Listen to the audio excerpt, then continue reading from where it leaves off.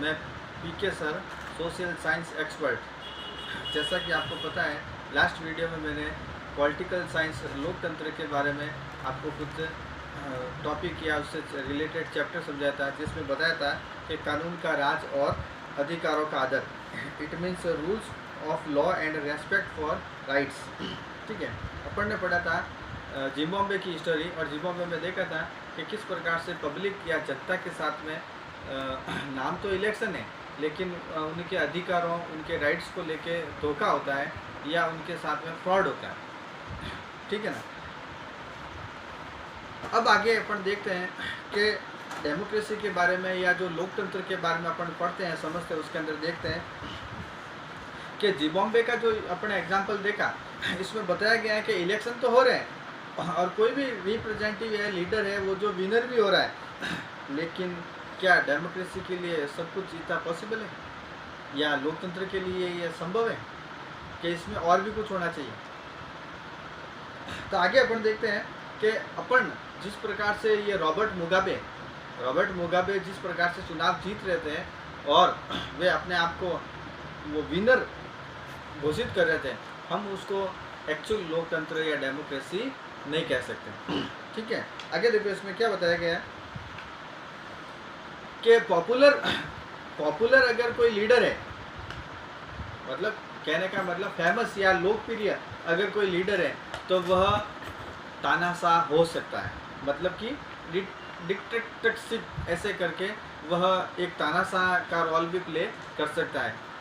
केवल वोट देना या चुनाव में जीतना या वो मोस्ट पॉपुलर है, ये काफ़ी नहीं है लोकतंत्र के लिए, है ना। अब इसमें देखो, अगर हम इलेक्शन की तरफ देखें या इलेक्शन के रिजल्ट की तरफ देखें, तो हमें पता चलता है कि केवल चुनाव होना ही ज़रूरी नहीं है। हमें चुनाव के पहले और चुनाव के बाद में जो भी कंडीशन है, जो भी स्थितियाँ हैं, जो भी परिस्थितियाँ हैं, ठीक है, जो भी समस्या हैं, उन पे नज़र डालना एक प्रकार से अनिवार्य होता है या ज़रूरी होता है। एक स्वस्थ लोकतंत्र, मतलब कि हेल्थी डेमोक्रेसी, समझ रहे हो ना मेरी बात। हेल्थी डेमोक्रेसी या स्वस्थ लोकतंत्र के लिए हमें जैसा कि बताया जाता है 360 एंगल का मतलब 360 डिग्री एंगल से हमें हर टाइप से, हर प्रकार से, छोटी से छोटी मुद्दा है, बड़ा है, समस्या है, पॉइंट है, उसके बारे में अपन सोचे समझें, तभी जाके अपन कोई वास्तविक कोई निर्णय ले सकते हैं। क्लियर। अब देखो आगे क्या बताया गया है कि जो चुनाव होते हैं ना, किसी भी देश में हो, चाहे वो जिम्बाब्वे के अंदर हो, चाहे वो अपने पाकिस्तान के अंदर हो, इंडिया के अंदर हो, कहीं पे भी हो, चाइना के अंदर हो, जहाँ जहाँ पे चुनाव होते हैं, वहाँ पे एक तो पार्टी होती है पावर में और एक होती है अपोजिशन में। समझ में आ रही बात। तो पावर में जो पार्टी है ना, तो उसके अगेंस्ट या उसकी कोई मिस्टेक है, उसकी कोई गलतियाँ हैं, उसकी आलोचना करने का भी 100% राइट्स या अधिकार होना चाहिए। ऐसा नहीं है कि अपन जो पावर में पार्टी है उसके खिलाफ कुछ बोल ही नहीं सकते, उसकी आलोचना कर ही नहीं सकते, उसके बारे में अपन जो गलतियां हैं उसको बाहर ला ही नहीं सकते। अगर इस प्रकार से हमारे हाथ और मुंह बांध देंगे, तो फिर हम स्वस्थ लोकतंत्र की कामना नहीं कर सकते या एक्चुअल डेमोक्रेसी को अपन प्ले नहीं कर सकते। इसके लिए देखो जरूरी क्या है कि जो फंडामेंटल राइट्स है पब्लिक के, जनता के कुछ मूल अधिकार होते हैं, जैसा कि आपको पता ही है, जैसे घूमना है, फिरना है, बोलना है, कहना है, पढ़ना है, लिखना है, जॉब है, सर्विस है, ठीक है, बिजनेस है, ये फंडामेंटल राइट्स है।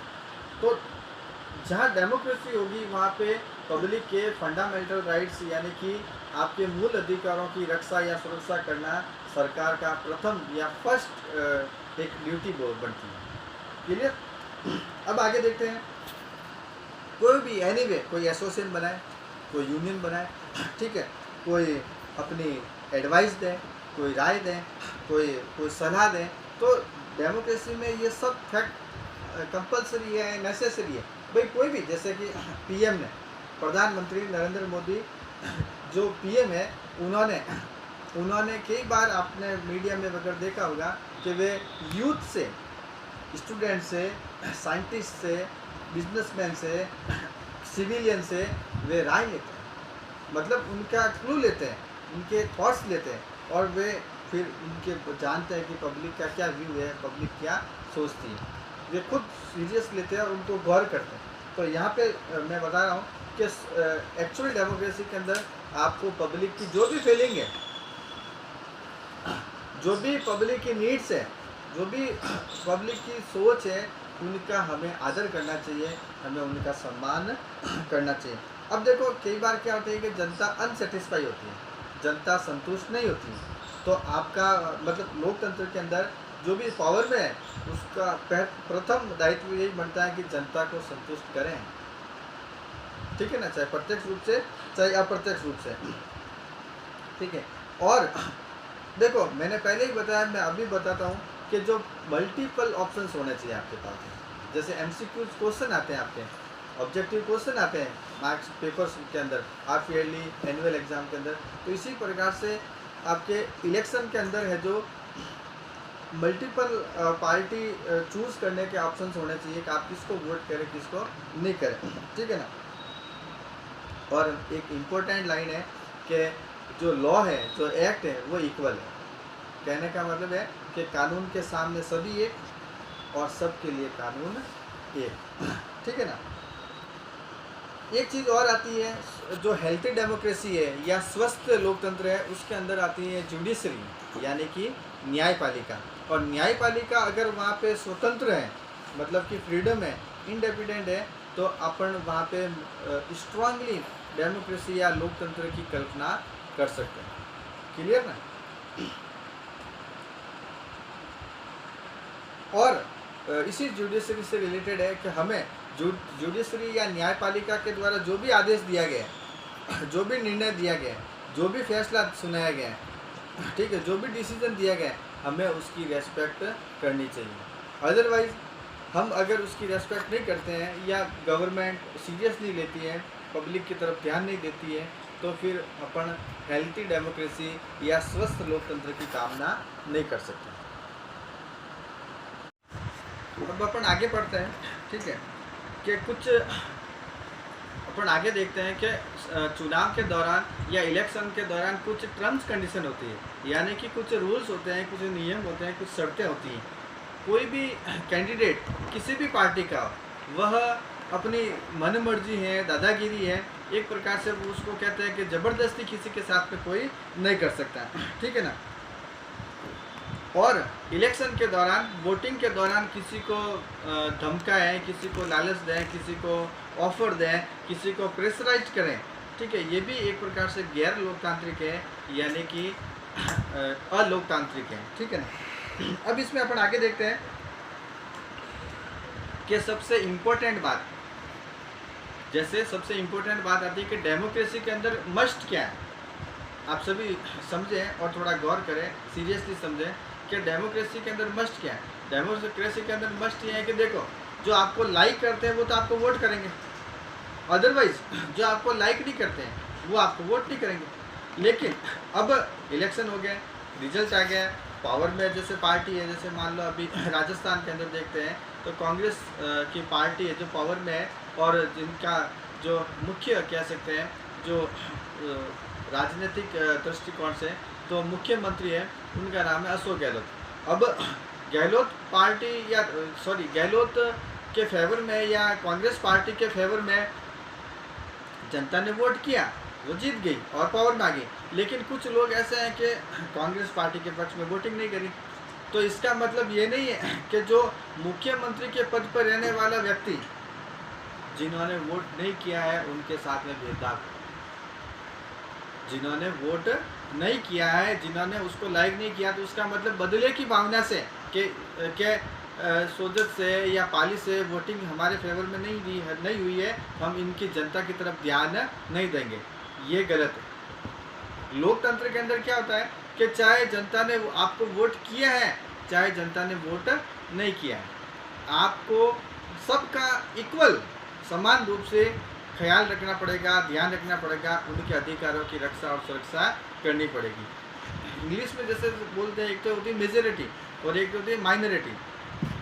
माइनॉरिटी के अंदर क्या होता है कि पब्लिक आपको वोट करे नहीं करे, आपको लाइक करे नहीं करे, ठीक है, लेकिन आपको in each and every public caste हो, रिलीजन हो, जेंडर हो, आपको इक्वल और इक्वलिटी वाला ही बिहेवियर करना पड़ेगा, ठीक है। और इसके जस्ट अपोजिट, अगर आपने किसी पर्टिकुलर, किसी खास कैटेगरी को ही सपोर्ट किया या किसी स्पेशल कोई वर्ग है उसी को आप समर्थन कर रहे हैं, उसी का ध्यान रख रहे हैं, तो फिर वह अपन एक्चुअल डेमोक्रेसी या स्वस्थ हेल्थी डेमोक्रेसी उसको नहीं बोल सकते।